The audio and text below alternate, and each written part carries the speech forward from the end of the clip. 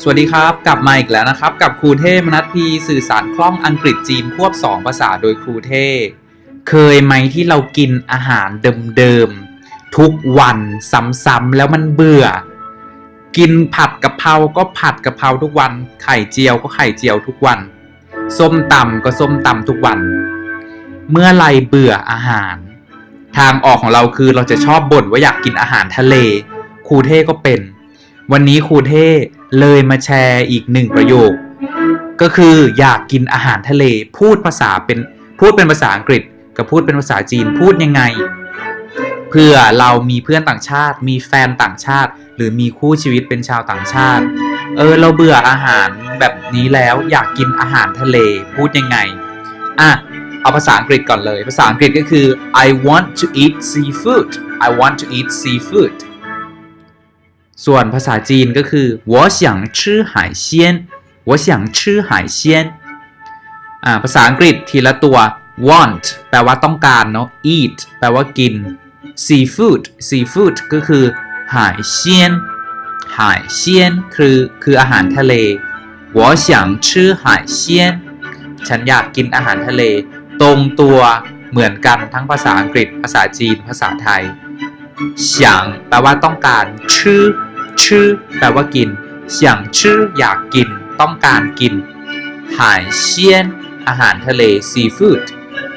คำว่าหายแปลว่าทะเลหายเชียนก็เลยแปลว่าอาหารทะเลนั่นเองก็วิธีการจำเคล็ดลับเชื่อมโยงคำว่าหายเนี่ยเรารู้อยู่แล้วว่ามันแปลว่าทะเลดังนั้นหายเชียนมันมีคำว่าหายมันเกี่ยวกับทะเลก็เลยแปลว่าอาหารทะเลนี่คือเทคนิคการจำโดยเชื่อมโยงกับสิ่งที่เรารู้แล้วเราจะจำได้ง่ายขึ้นนี่ก็เป็นอีก1เคล็ดลับที่ครูเท่เอามาบอกมาฝากพวกเราโดยไม่กักซึ่งครูเท่มีเคล็ดลับเยอะมากและครูบอกเราแบบไม่กักบอก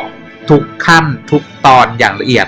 ในคอร์สออนไลน์ที่มีชื่อว่าเรียนภาษาพลิกชีวิตด้วยหลักคิดคนสำเร็จใครที่ยังไม่มีพื้นฐานภาษาอังกฤษจีนหรือใครที่มีพื้นฐานนิดหน่อยยังไม่แน่นยังไม่เป๊ะครูเทศแนะนำสุดขีดสุดหัวใจสุดชีวิตว่าให้เราไปลงเรียนคอร์สนี้แล้วมันจะเปิดโลกทัศน์มันจะทำให้เราได้ใช้ความลับที่ครูลองผิดลองถูกเองในการเรียนภาษาอังกฤษจีนควบ2ภาษามาทั้งชีวิตแล้วพวกเราจะเรียนง่ายเรียนสบายไปไวติดจรวดเหาะเลยเพราะพวกเราได้ทางลัดได้ทุกทางลัดจากครูเทซึ่งครูเทบอกเราหมดจดแบบไม่กักเพราะว่าถ้าพวกเราสื่อสารอังกฤษจีนได้คล่องแคล่วนั่นแหละคือสิ่งที่ครูเทต้องการถ้าพวกเรามีชีวิตที่ดีขึ้นมีหน้าที่การงาน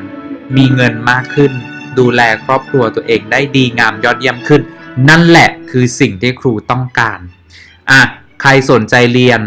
ก็สามารถ inbox เข้ามาสมัครเรียนกับครูเทได้เลยสำหรับวันนี้ครูเทมาฝากไว้1ประโยคอยากกินอาหารทะเลอยากกินอาหารทะเล I want to eat seafood I want to eat seafood 我想吃海鲜我想吃海鲜แล้วเจอกับครูเทได้ใหม่คราวหน้าเนาะติดตามครูเทได้ที่แฟนเพจ Facebook เทมนัสพีสื่อสารคล่องอังกฤษจีนควบ2ภาษาโดยครูเทวันนี้ครูเทครูสอนอังกฤษจีนควบ2ภาษาแถวหน้าของเมืองไทยไปแล้วนะเราเจอกันใหม่คลิปหน้าบ๊ายบาย